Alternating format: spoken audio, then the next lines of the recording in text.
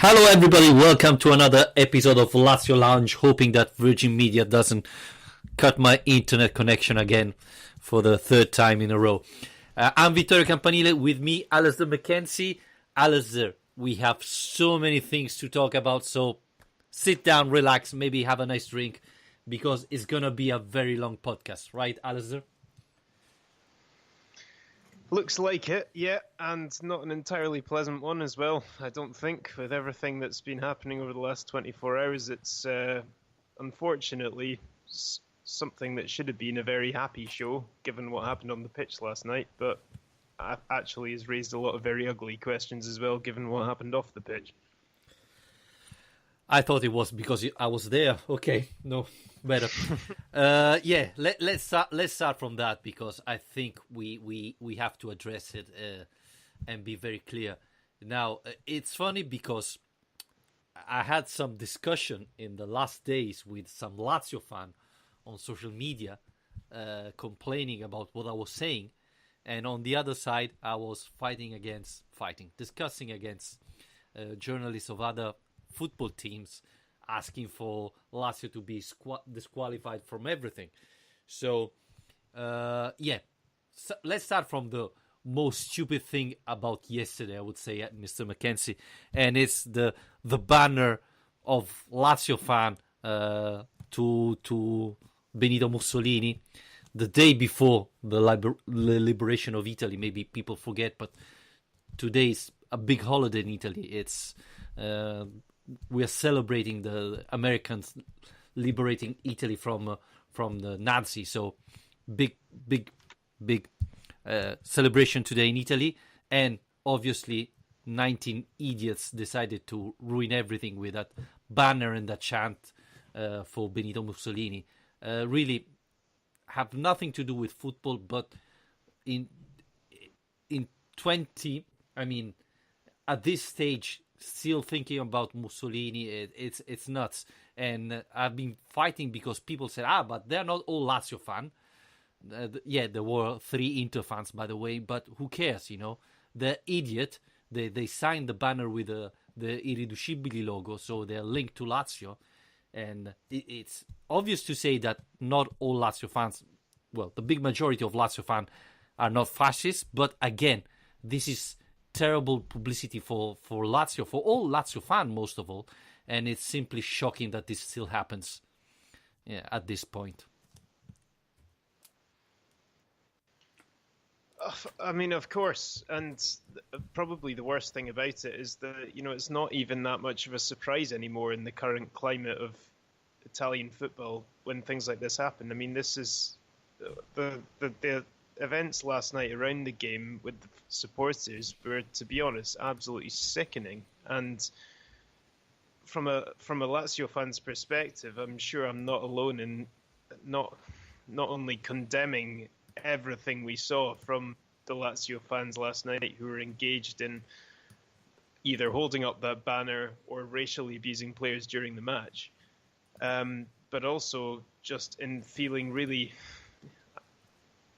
disappointed once again that the club and its entire fan base have basically been thrown under the bus by the actions of these guys. Now, to try and say that this isn't anything to do with Lazio, or say that this isn't anything to do with Lazio fans having a problem with this, it clearly is a big issue. And in my opinion, a lot more needs to be done both by the governing body in Italian football, the FIGC, and by the club itself to try and stop these things from happening, because it has no place in 2019, this kind of behaviour, and it's really depressing. And that's been my overarching emotion today, all day, has been feeling really sad, angry, frustrated, depressed about what happened last night. And that's the day after we reached a cup final. It shouldn't be this way, but that's the way it is. Yes, and one point is the club probably should have done more. That press release last night was weak. We were hoping for something harder, something saying that Lazio will collaborate, identify these people and not allow them to be near the stadium anymore. And as well today, we had Di Martino talking at Lazio Sal channel. He didn't say a single thing about this fact. That you can understand that you're a Lazio, you want to celebrate the final, but you cannot avoid to talk about these things. And Diaconale spoke a little bit about this today in another radio, and again, it was very weak. We were hoping something like, Lazio is preparing a plan to identify these people and not let them allow near the Stadio Olimpico, or send those details to the police and see what they can do, because I presume they know who they are, or at least they have an idea. And the only thing saying that this is creating problem to the club, which is obvious, but it's time to react, not just, face it that they are creating problem to the club. It's time to react. It's time to have a meeting with the police, with everybody, I don't know, and try to solve the problem, definitely. And then we can talk that it's not only Lazio problem, but this is another thing. Lazio have to do something. Yeah, and some people have tried to raise the point about, this is a problem with Italian football as a whole. That's correct. This is a problem with Italian society as a whole. That's correct. But that doesn't mean, far too often people use these things as reasons to hide behind, things to hide behind and say, well, look, it's not just us, so it's not our problem. We're not the ones who have to deal with it. That's a bunch of bollocks. I mean, look, this club can do so much more than it's doing to try and solve this problem. Like you say, all the messages that have come out from the club in the aftermath of this have been, in my opinion, an utter disaster, a communication, a PR disaster. I mean, it should not be that hard to strike the right message on this, but the club seems so absolutely determined to be the victims on almost anything that happens bad against them, that they have not managed to just come out and do the obvious thing, which is to say, we as a club condemn the behaviour of these fans, we condemn racist abuse, and we condemn these fascist slogans, and we're looking to identify the perpetrators and do everything we can to ban them. That should be so easy to do. But again, like you say, all the statements have been either weak or hypocritical or just striking the wrong message entirely. And it's so frustrating as a fan base to basically have this group of fans, this minority of fans who are doing these things in the first place, being the ones that are hitting the international headlines, and then your club, who are also hitting the headlines, not representing you as a fan with how you feel about this and how you want to identify with these problems. And we're left with very little where we really feel like we're being represented here. And I feel like that. Like you say, it's time to take action, and this is not a problem that's going to go away. And by burying your heads in the sand in the way that the club has with this, it's not going to solve the problem.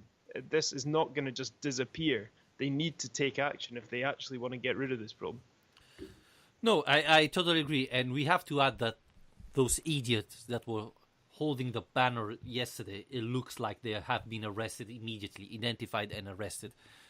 But, so as you're able to identify and arrest those type of people, then you should be able to do the same thing in the stadium where you have cameras and so on.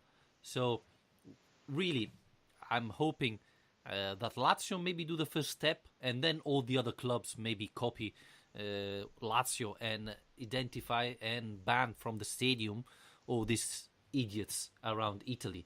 The other thing, Alistair, before we move on to talk about football, is I didn't talk to you, but I'm pretty sure I was feeling okay after what happened in the league in Serie A with Bakayoko and Kessie bringing the Acerbi shirt under the curva. I thought, let's be prepared because for sure they're going to be racist songs against those two in the Coppa Italia semi-final. I was sure, I would have bet everything that it would have happened because I know how some Lazio fans are idiots and they would have done it. And so, I wasn't surprised at all that there were bananas in the Lazio stand and all those songs. And this is probably the worst thing because if I'm already aware that it will happen, then, this is terrible to think about that. You already know that it's going to happen, such a stupid thing. Yeah, but that says it all already, doesn't it? The fact that some sort of that whole thing, by the way, in my opinion, was so overblown. I mean, everything was an overreaction. Milan overreacted to Acerbi's comments. Lazio overreacted to Milan's reaction with the shirt. Everything was just ridiculous hyperbole, basically. The whole thing was just a festival. It was totally ridiculous. But to be in a position where you feel certain that those guys are going to get racist abuse for that it's just not acceptable in any world. I mean, it's ridiculous to feel like that's something that's certain to happen because of such a basically innocent gesture. It's a bit of taunting. It's a bit of gamesmanship. It's nothing more than that. To racially abuse players and throw bananas around as a result, that is absolutely sickening. I mean, you're talking about dark age stuff. It's ridiculous. And we've already had a comment here saying, well, what about this? What about that? I hate when this happens, right? This is a problem with Lazio. This is a problem with Lazio fans that we're addressing here. Don't start talking about Roma fans did this, Juve fans did that, Inter fans did that. The whole point of this problem is that it's not going to be addressed until people start taking responsibility for their own fans' behaviour. Lazio have a problem here with racism within their support, and it's up to them to actually lay a marker down and set a precedent and find a way of eradicating that. It doesn't, Italian football as a whole has this problem, but Lazio definitely has this problem, so it's up to the club to do something about it, never mind what the rest of the clubs are doing. Yeah, I totally agree with you, and I want to be clear, I don't want to justify the racist song to Bakayoko, etc., but I thought that Milan club press release was awful after what happened. That's, as every former football player said, what Kessie and Bakayoko did was awful. It's against fair play, it's against everything of football. So, the press release of Milan, and a lot of Milan journalists defend them. I thought that was disgraceful for football and for journalism. Again, this doesn't justify what Lazio fan did, absolutely, and I'm not saying that. But still, I thought that Milan was disgraceful on that. But again, that doesn't mean that you can bring banana and those songs to those silly players. Okay? I want to... And as Alistair was saying, let's think about Lazio first, and then we go think about all the other clubs. And if journalists from otherwhere talk about Lazio, then we think about ourselves, and then we solve our problem, and then we go and look for the others. But yeah, let's focus on Lazio and one of the things that drive me crazy and made me really upset yesterday is that living outside Italy, and I've been living around Europe, the first thing when they found out I'm a Lazio fan, they say, so you're fascist. That drives me crazy. It's really annoying that if you're a Lazio fan, you're associated with fascism, with Mussolini, racism, etc. That's really something that I cannot accept. Yeah, and I'm sure that a lot of our listeners will associate with that. I certainly do, and it's incredible how much of my life I end up trying to explain your way out of these things because my experience of Lazio is not that world at all. My experience of going to watch Lazio of meeting other Lazio fans, of what it's like to be a Lazio fan myself, has never involved any of those things, those nasty things at all. I've never actually been fortunate enough to never even witness that in the stadium, having spent time in the Curva Nord and in the heat of battle and derbies and everything.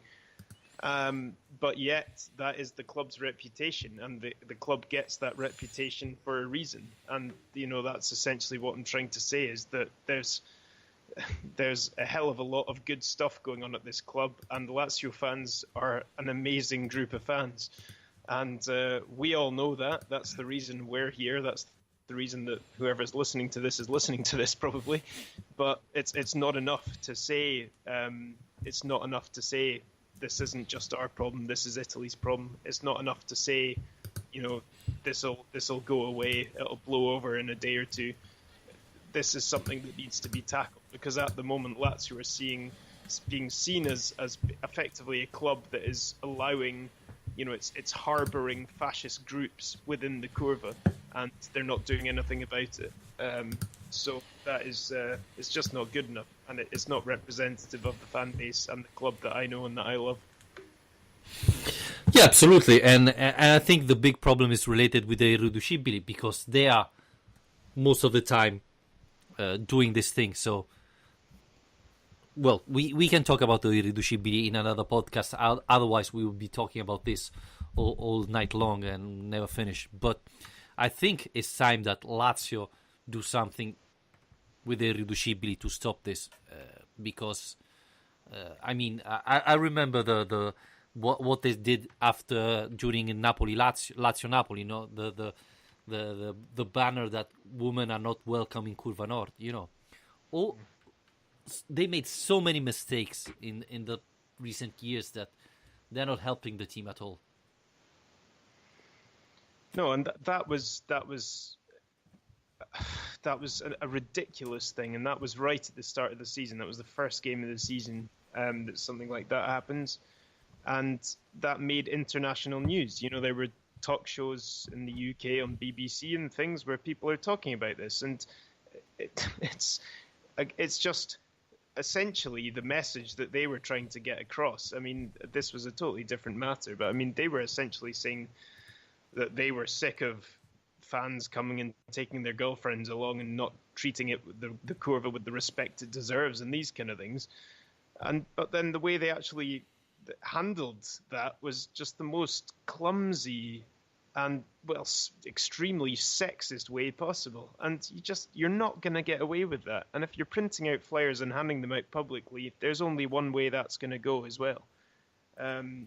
So, yeah, you're right. I mean, it's not exactly helping the Lazio fan base as a whole. And obviously the Irreducibili are renowned worldwide and are almost, synonymous with a lot of people with Lazio as a whole. But the reality is that the Irreducibili is only a very, very small percentage of the people who are turning up for Lazio games every week. But they're the ones often that are making the most noise and hitting the most headlines, and that's why this happens.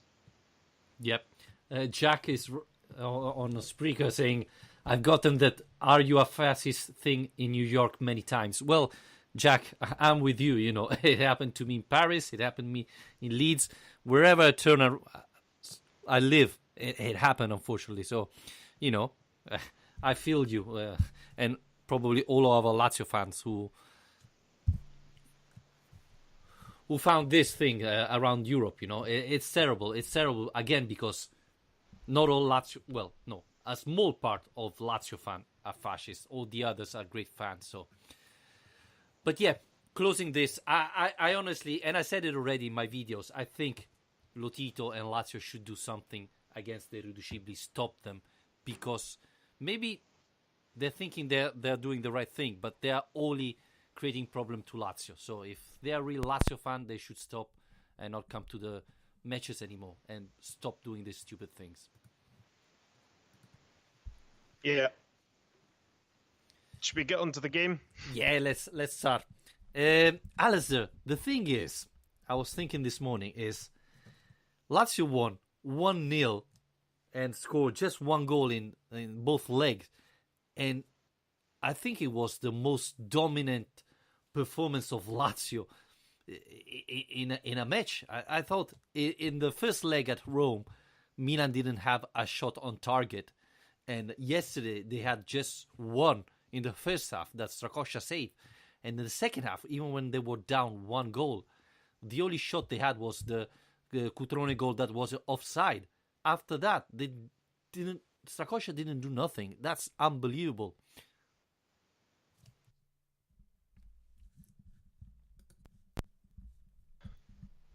It was a wonderful performance, to be honest, and it's even more. It makes everything else that's happened even more maddening, especially the defeat to Chievo, obviously. But I think that's what we were talking about relatively recently, was that it's the the fact is that makes this team so frustrating is that we know that they're capable of performances like this, but then they're also capable of doing things like that against Chievo. But I think that was one of the most mature performances of the season, I would say. And also it's the third time, including the penalty shootout win over Inter in the Coppa. It's the third win Lazio have had at San Siro this season, between the two Milan clubs, which is amazing. Apparently that's the first time in history that Lazio have ever had 3 wins at San Siro in one season. So, I mean, after this season began with so much talk about Lazio's problem in the big games, it's a really amazing result, and also it's going to mean a huge amount to Inzaghi, who'd never beaten Gattuso before. So there's so many positives to take from it, really. Yes, absolutely. I thought Lazio dominated. The concerning part for me, Alistair, is that Lazio played so well, had so many chances, but scored only once. It's true that Reina was, for me, man of the match. He was unbelievable. But still, Lazio should have scored at least another one. Your friend Bastos missed 2 great chances yesterday. I blame him. It's so unlike him. You know, his natural goal-scoring touch left him for a minute. Yeah, well... Yeah. I mean, you know, this is Lazio this season, isn't it? I mean, it doesn't seem like this is a problem that we're going to shake off before the end of the season. This is just what the reality seems to be now, is that this team needs to have quite a lot of quite good chances in order to get anything. And Inzaghi spoke about how well Pepe Reina had played in that game, but, you know, it's still the same problem, and Immobile missed an absolutely amazing chance as well as the ones that Bastos missed. And it's I'm just grateful that this time we're not left ruining those missed opportunities, and this time the defence held out, and like you say, Strakosha didn't have too much to do, and it was a good win. For Pjanic, it was the 4th match against Lazio, because he played 3 with AC Milan, the 2 semi-finals of Coppa Italia and the league, and 1 with Genoa. In these 4 matches, he scored only once with Genoa, and if you remember, it was a mistake of Acerbi, because Acerbi made the ball bounce in the face or in the shoulder of Pjanic. I don't remember, and he was in front of Strakosha and scored. Otherwise, Pjanic didn't do nothing in these 3 matches with AC Milan. Were you surprised, or, you know, after the other performance of Acerbi, you said, well, he's gonna replicate with Pjanic again? Well, Acerbi does have a habit, I think, of really thriving in these one-on-one battles. I think almost the more on form a striker he's up against, the better he plays, and we've seen that this season quite often. And Mauro Icardi springs to mind, but you know, we've had a few kind of, I suppose, high-pressure battles really well. And yeah, this was another case, and I think the only time Pjanic scored was for Genoa against us, and that was in a 4-1 win earlier this season. And you know, it didn't matter. It didn't matter at all at the time. So, so that's been great, and I think he just has a way of knowing how to cope with those situations and not let them get to him. I should say at this point, now that the full-time whistle's finally gone, that we are officially going to be playing Atalanta in the final. We've just beaten Fiorentina 2-1. So what do you think of that? Well, you know what's the problem is you have to see how Atalanta reached the final. I mean, I'm surprised to see them still fighting for the Champions League. They're having an unbelievable run. It's not going to be easy. It's not going to be easy because Atalanta play a great football. I hope the experience can make a difference because Lazio have players who already have played in the final while Atalanta haven't. So maybe that's going to be the big difference. But it's going to be hard. You know, if Atalanta is always a dangerous team. The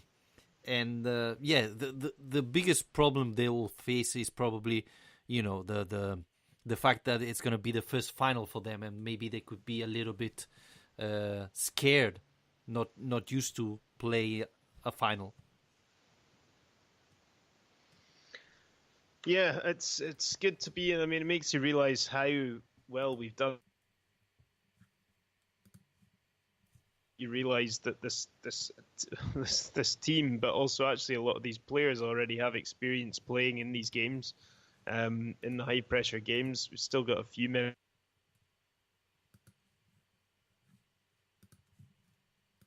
They'll be able to pass on their own experience, but also having it in the Olimpico, as you have to say, that's a big help as well. I think that's something that's definitely in our advantage. But then again, this Atalanta team have a serious squad, and they've been playing some really nice football this season. And don't forget the way they knocked Juventus out of this competition. They beat them 3-0. And they're capable of some pretty good results, and we're going to need our defence to be on top of its game. I'll say that much, because that the forward line they have, the midfield they have, we're going to be under pressure during that match. So yeah, I hope that the defence can kind of continue the way it's been playing in the Coppa Italia so far, because in this competition, at least, that's been one of our great success stories, has been how we've defended.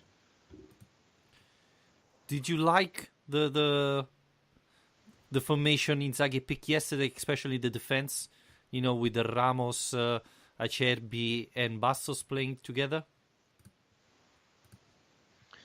Yeah, I did like it, because I think that was the same defense we picked against Inter. I think I'm right in saying, and yeah, it seems to work, and I'm not entirely sure why, in a way, because on paper, with Bastos on the left, he's on his weaker foot. He's not a player who's particularly comfortable with the ball at his feet at the best of times, and when he's on his weaker foot, you tend to panic a little bit.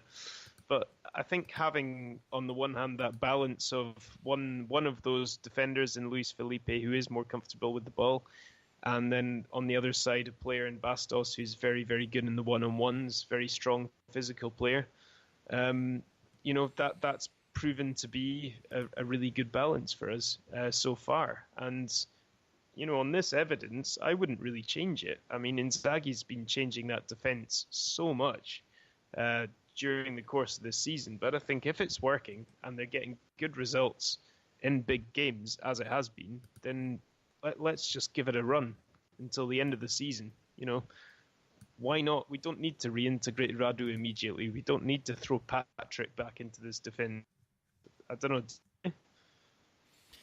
No, I agree. And the thing that surprised me more is every time Ramos he played very well. And then the week afterwards, he's on the bench, and I don't understand why. Patrick, I understand why Inzaghi tried to play him, to give more ball possession to the team, help more the midfield, but he still have to defend, and he often make mistakes. So, and I think Wallace, it's a repeat of last year, right? After January, he stopped playing, and it's happening the same thing this year. So, I would really stick with these three defenders till the end of the season, if nothing terrible happens, obviously. Yeah, because I think a lot of a lot of the problems are probably down to consistency, right? I mean, surely one of the most important parts of the entire team to have a consistent selection is in defence, and that's something we've not had this season. I mean, I was writing something recently about Luis Felipe, and I pointed out that during the course of this season, he has had certain points where he's been the first choice on the right side of that defence, but so has Wallace, so has Bastos, so has Patrick. And there's just never really been a consistent selection. Obviously, injuries have played their part with that as well.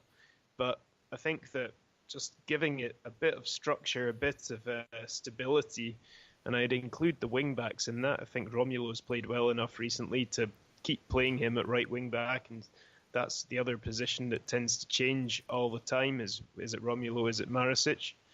So, I think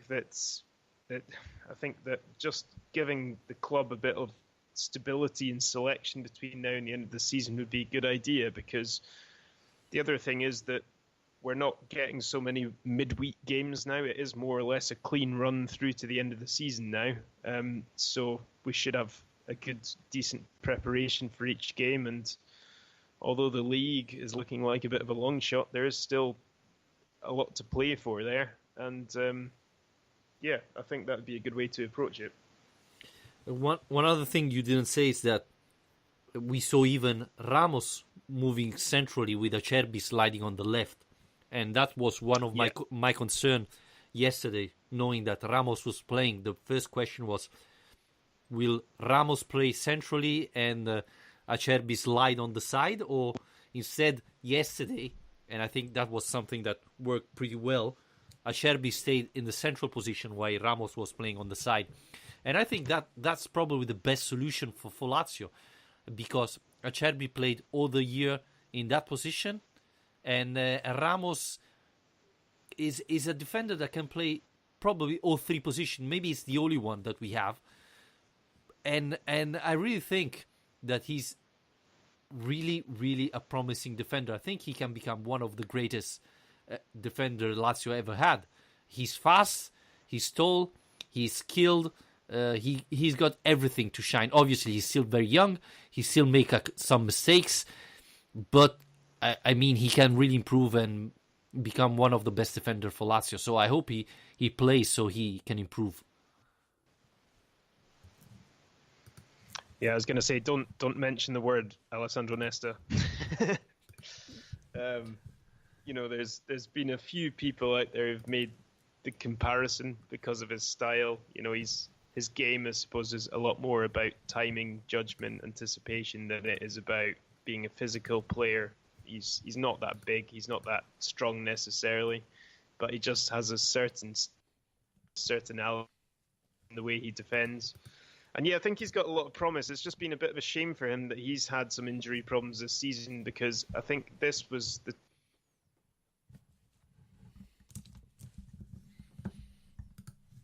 a place and make it his own, and that's not quite happened. But if he ends the season strongly, then I think he's in a good place for next season at least, because, like we've said before, I think we'll see some defensive changes over the summer, but I reckon he'll still be quite a big part of the plans for next year. Something else I wanted to ask about was, get your thoughts on, was Ciro Immobile, because the one thing that struck me was he's had this bad run of form recently in front of goal, where he's stopped scoring and he's started missing bad chances. But the other thing is, he's suddenly become this kind of assist man, and he's creatively in the last few games actually been pretty impressive. And again, I thought last night his contribution for the goal was absolutely crucial. I mean, the way that his intelligence when he picked the ball up on the left to move inside, draw the defender with him, and create the space for Correa, and then time the pass perfectly. He's created quite a few goals in the last few games. So, I mean, where do you stand? Do you think that that's a mark of an improvement in his performances as a whole, or do you think we still need to see him putting away those chances before we can really start thinking that we've got Giro back? I think he have to start scoring again. But it's good to see him, transforming in an assist man like he did yesterday. Now, not a lot of talk about this, but I thought that Cheeto was a key part of Lazio's goal. He was very smart in cutting in the middle so that Kessie follow him, making the mistake and leaving Correa alone on the left side. And Immobile passed the ball in the perfect timing. If he waited too long, Correa would have finished in offside. Or maybe, other striker maybe would have tried to go alone and shoot from there, and he would have been marked by 3 defenders. So on one side, it's good to see him still making the difference with the assist, but I would love to see him scoring again. To be honest, he had a big chance at the end of the match, and Reina did an unbelievable save. So it's not that he's wasting so many chances. We are too used to see him scoring every time, but I think that Cheeto is not back. That's the biggest problem. But at least he's doing something. Yeah, that's the thing. He is at least contributing. It's his misses, I think, have been bad, and they have been costly as well. And during this run, but he is at least contributing in some way to the team instead of just being a complete deadweight. But I think we'd all like to see that, him snap out of this situation before the end of the season, because it's just not like him, and it'll raise a lot of questions. But on the other hand, I mean, surely the club can't ignore this now. This has been the worst run of form that he's been on since he joined the club in terms of his scoring records. So the club can't really be in a position anymore to say for next season, enough, this is enough what we've got with Caicedo and Immobile. Because, Caicedo, I think, has improved a lot this season, but we've said it time and again, he's not a Vice Immobile. That's not really his role. So, I mean, in a way, this is really scraping the barrel looking for positives from bad situations, but in a way, Immobile dropping off and having a bad run of form may be enough, hopefully, in the summer to convince the club that they need to do something to actually bring in some adequate backup for him. Lukaku said he would love to play in Serie A, so... Join his brother, yeah. Yeah. Would you be happy, Alistair? I'd be absolutely delighted if we could get Romelu Lukaku, but I don't think his brother's going to be around to say hi to him. So you think so? Can't see it happening. No, I mean, to be honest, given how things have gone for Jordan, I'm surprised if he's been telling him nice things about the life in Serie A. No, I mean, I wouldn't expect anyone near that kind of level to come in to play alongside Immobile, but I mean, it's just a case of bringing in someone who's more of a marksman, more of a traditional number 9, I suppose. Who is going to be looking to find the net all the time. And I think, Alistair, the biggest problem is that Lazio is looking for someone who can come in and give a break to Ciro Immobile. Instead, Tare should be looking for someone who could replace Ciro Immobile when he's not playing well, or even, Ciro Immobile play in Serie A and the other one plays in Europa League, but plays because he's good. It's not because Ciro Immobile needs to rest. You have to go and get a guy that can play without making the form drop. It has to be at the same level of Ciro Immobile, if not better, if possible. That's the biggest problems. Obviously, we're talking that Caicedo is improving, etc., but it's never the level of Ciro Immobile. So that's the problem. We have to go and get a number 9 that is very good. Yeah. Well, we're on the subject of transfers. We've actually had a question come in now, which kind of goes back to what we were talking about at the start. But Rafael Rispo has asked if, due to the recent escalation of it, are you worried that there may be players that might have an eye on the fascism situation and could look to leave this summer because of it. Do you think there's any chance that these kind of off-field issues actually play a part in? Not at all. Not at all. Yeah, I'd be amazed. I'd be amazed if the players really pay that much attention to it, let alone let it dictate what they do in the transfer market. I think that they're a lot more kind of professional and career orientated than that on the whole. Although you do wonder. I mean, you do wonder sometimes, especially when these monkey chants and things are going on, what Lazio's black players think about that kind of thing. It can't exactly be a very welcoming sight. So I doubt it. I doubt that would ever be a reason a player would leave the club. But it's certainly not going to help create a very welcoming atmosphere. I'd say that much. Yeah, obviously, but how often did it happen? I mean, it was this match, right? I don't remember other big things. Well, then let's talk about Juventus. Let's talk about Napoli. Let's talk about, then every player would be leaving Serie A, I didn't see players leaving Napoli because a lot of players have been robbed in the house or in the car, right? So, yeah, I don't think it's going to happen, honestly. Yeah, you probably should add that actually has happened to Napoli players rather than just being a social stereotype. No, right. So, I mean, I would be, if Napoli players doesn't leave Napoli after they've been robbed, and what was it? Martin's wife has been robbed with a gun in her face a couple of years ago. So, they didn't leave. So, I would be more worried about that thing. But, no, again, I don't want to say it luckily, but it happened all in the last 2 weeks, this terrible things. So, obviously, if it's something continuous, then, I would be very annoyed, and I think everybody would be very annoyed about the situation, not only the black players, etc. But hopefully, this is not going to last long, and as we said at the beginning, we hope that really Lazio do something real to stop it.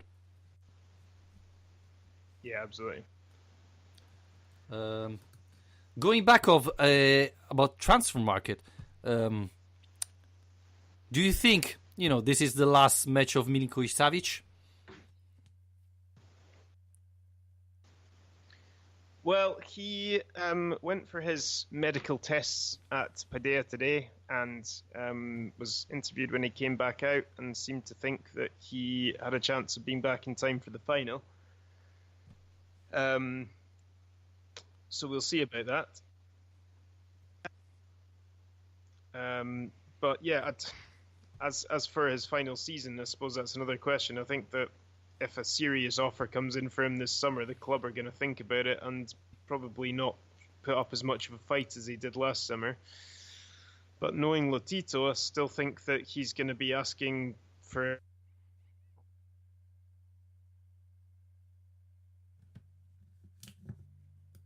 still be overvaluing him a little bit, not to the extent of the whatever it was, 150 million euros last summer, but I think that what clubs will be willing to pay this summer will be a lot lower, and yeah, it's a hard one to call because I'm not sure how many clubs out there will be willing to meet what Lazio are likely to be asking for. Well, I think Real Madrid is probably the biggest candidate. It looks like Zidane had him in the list of players he want to buy. So it's all. We have to see in the list in which position he is, because if he's number one, then we know that Real Madrid will spend everything to get him. But otherwise, if it's number 15, then probably they won't insist too much. So, but what I wanted to say is, we saw it already in the second year of Pioli, Lazio kept all their talent player, and it was a disaster. Maybe part of the reason why this season didn't go that well is because maybe Lazio should have sold some of the key players, not all of them, but sells one of two of them and buy other players, and maybe this would have given more verve to the team.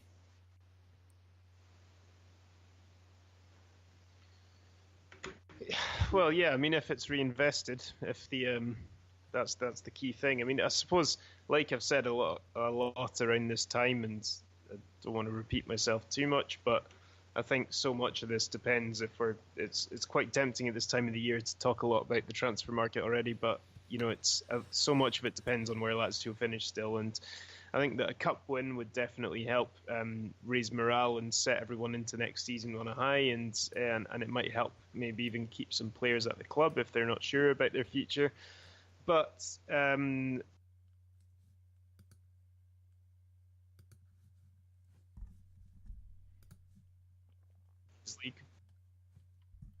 Alistair, are you still with us? I am. Sorry, do you lose me? Yep. Yeah, that's what I was basically just saying again, not for the first time, is that I think a lot of the transfer market activity will depend whether we're in the Europa League or the Champions League or not in either, and that's likely to dictate so much of what happens this summer. I don't know. I'm not sure. We're going to see anyway what's going to happen. I think we have plenty of podcasts to do to talk about the transfer market. So I just wanted to ask you if you thought it was the last season of Milinkovic-Savic in Rome.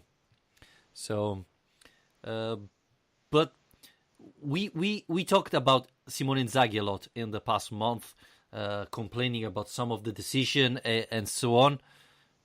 Do you think yesterday was the best performance of Simone Inzaghi? Picking the right players, the right tactic, the perfect substitution, and so on? Well, I think he'll regard it as one of his best, just because I think it must have been a big weight off his shoulders to have finally beaten Milan and to finally beat Gattuso. Not beating Milan. He's already managed that 4-1 last season. But to finally get one over Gattuso, who he came through his coaching badges with, I think he'll be a big boost to him. For me, I probably wouldn't say it was one of his best ever matches. I think that, beating Juventus twice, winning the Rome derby, these kind of games are still higher up there for me. Even, beating Inter away recently. But I think he's certainly... One thing that we shouldn't underestimate is that not only did he get things right last night, but he got things right having got things spectacularly wrong only a few days before. And I think that says a hell of a lot about him as a coach, as a motivator, and about the unity that he's created within this group. The fact that he was able to transform that team after, by the sounds of things, giving them a bit of a bollocking on Easter Sunday, transform that team from the one we saw on Saturday to the one we saw on Wednesday was very, very impressive. I would say two things about this. The first one, if you go and see the celebration after Correa's goal, you see Wallace, who is hardly playing, Proto, who pretty much didn't play a match this year, going there, run, and they're, if not the first five going there celebrating. And there's even Milinkovic-Savic, who is injured, that runs there. This shows you how the team is really all together. When we talk about the group, well, we can see that Lazio is really a group. They're all together. They're all fighting together, which is really nice to see. And I think this is a big credit to Simone Inzaghi, because it's the manager, big part of the reason if you build a nice group. The second one is, I think Gattuso is a very average manager. He's a great sportsman. I really said it already. I really appreciate Gattuso after the match when he said that Bakayoko and Kessie did a stupid thing. And again, yesterday after the match, he had no excuse. He said Lazio dominated and deserved to win. But as a manager, I really think he's below average. So that obviously helped Inzaghi yesterday. Yeah, but then again, he's someone who's only ever beaten or drawn against Inzaghi. That was the first time Inzaghi's actually managed to get the better of him. So, even though I would agree largely, I'd say Inzaghi's the better coach of the two. It's always been a problem for him to win those head-to-heads. Yeah, and I think just to touch on what you said there about the unity again, I think the celebrations of that goal were amazing. We have to mention that. It was the classic kind of Simone Inzaghi sprint down the pitch to the corner flag, but then not only that, but we saw Milinkovic-Savic there limping along. I hope he didn't make his injury much worse from doing that, because he seemed to be in quite a lot of pain afterwards. But yeah, it says a lot, I think, when your injured players are limping down the touchline to celebrate with the group. It was a nice moment. Yeah, absolutely. And again, seeing players like Wallace, who's hardly playing, going there, it tells you how the group it's all together. And the other thing is, even the substitution that Inzaghi made yesterday was perfect. Obviously, the first one was forced because Milinkovic-Savic has to come out for an injury, but Parolo came in and played well. But, putting Caicedo, putting Badel at the end of it worked out. Milan didn't create any chances, and instead Lazio could have scored another time at the end of the match. So I thought Inzaghi made the right decision. Now my question is, seeing how Lazio played well yesterday, do you think that this is the starting 11 Inzaghi has to pick every time now going further? Especially as you were saying, that now Lazio doesn't have to rotate because Lazio's playing once a week, not anymore twice a week, and so players are not fresh anymore. Well, obviously you can't pick exactly the same team because Milinkovic is injured now, but if you mean with Parolo obviously coming in, yeah. So I mean, and I think it was also very important to see Correa score again, because he's not been on a great run. I think that was his first goal since he scored against Milan last time back in November, I think it was, in Serie A. Unfortunately, I checked, he scored against Frankfurt afterwards. Right, okay, yeah, sorry, I forgot about that. But yeah, so that was his first goal this year anyway. Yeah. Yeah, so he's had his moments and he's had some good contributions and so on, but I think given that he's playing in the front two for this, we do need to see him contribute more. And I saw a thing in the paper last week about Lazio having the worst kind of second scorers in Serie A. Behind, Yep. There was a table of the teams, and beyond their top scorer, how many goals the next most high-scoring player had, and Lazio were bottom because I think it was Parolo, Caicedo, and Correa were all on 3, and it's pretty shocking. So yeah, I think from a player like Correa, we should expect more goals, and I think it was an important time for him to score last night, because not only has it ended that run for him, but Caicedo's been playing pretty well recently. I mean, I don't know if you agree, but I think Caicedo really he's turned a lot of people around this season, and I think recently his contribution has gone a bit unnoticed. But there have been times this season where, particularly I think at moments when Lazio as a whole, as a team, haven't been playing too well, is almost when Caicedo's at his best. And I was thinking back to, I think it was January when we had those games against, one was definitely Frosinone, I think the other one might have been Empoli, and he scored the winning goal twice in a row, 1-0 wins. And then again recently, he's been scoring goals against Udinese, against Chievo, even though it wasn't enough. And I think that we have to give the guy credit, and I would still pick Correa as my first choice, but I think we have to say well done to Caicedo, credit where it's due. To be honest with you, yesterday when I heard that Caicedo was warming up, I was thinking, well, I would take off Ciro Immobile because Correa can be still very dangerous in the counter-attack, but Ciro missed a couple of chances. So, if I had to choose, then probably I would take off Ciro Immobile and bring Caicedo and make him play as central striker. Yeah, I was really disappointed when Correa came off. I thought that was a very bad change from Inzaghi at the time, actually, because I thought Correa was causing all sorts of problems on the counter-attack with his pace, and also, like you say, Ciro didn't have his shooting boots on. But Caicedo, to his credit, there was one moment in the game last night, he picked up the ball in kind of midfield position, and he played this amazing through ball with the outside of his left boot out into the wide channel. And it just took me by surprise so much, but it was a really... I think the main difference is that this time last season, whenever we saw Caicedo warming up, my heart would sink, and you'd think, well, what's the point? But now it's actually that's not the reaction I get. I do feel like he can come on and make a contribution now. Yes, I wonder if this is all credit to Caicedo or because Ciro Immobile is playing so bad, or not so bad, but he's not scoring anymore like before. Yeah, well, it's probably a bit of both, isn't it? You kind of yeah.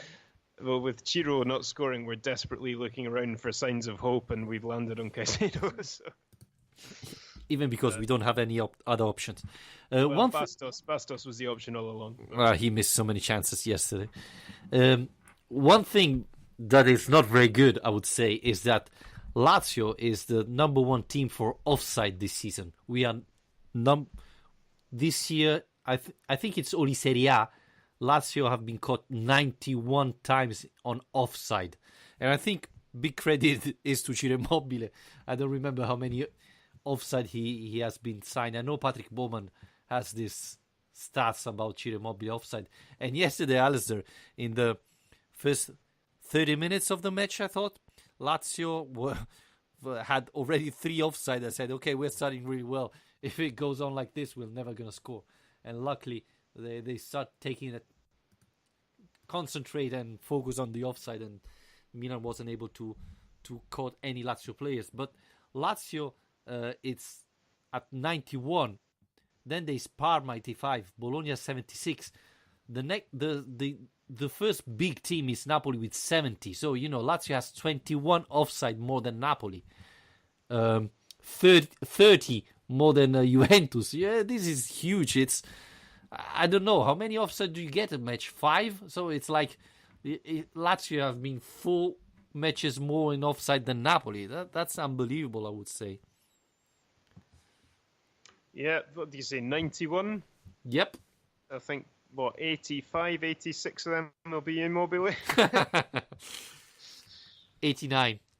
Yeah.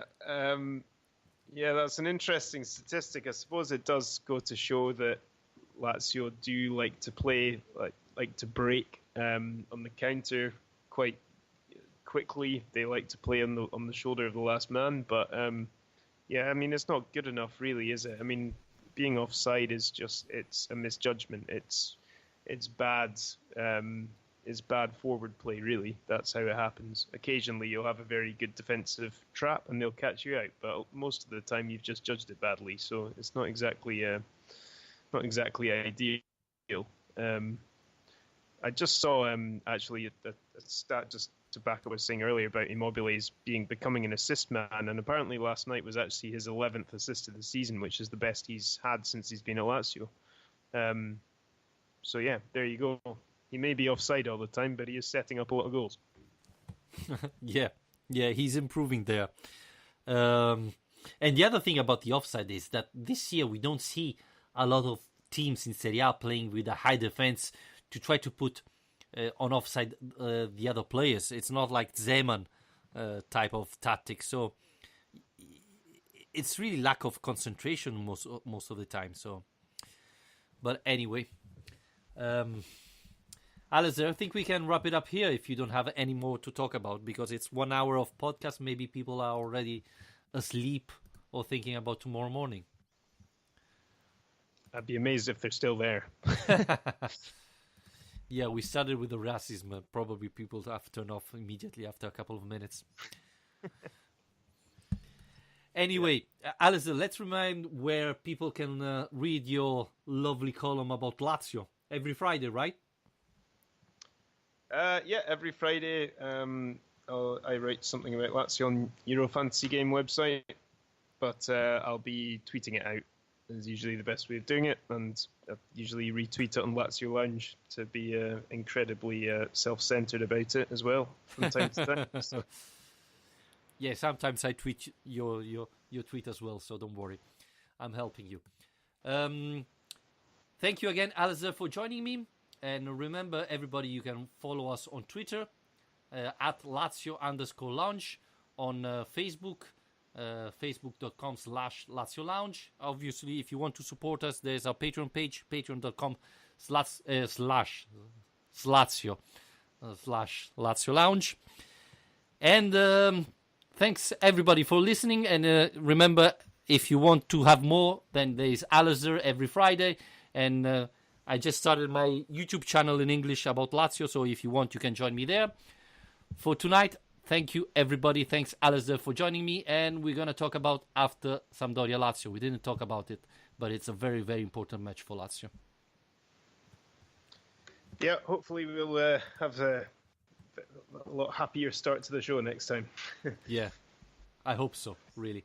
Thank you again, Alistair, and we're going to talk next week. Bye.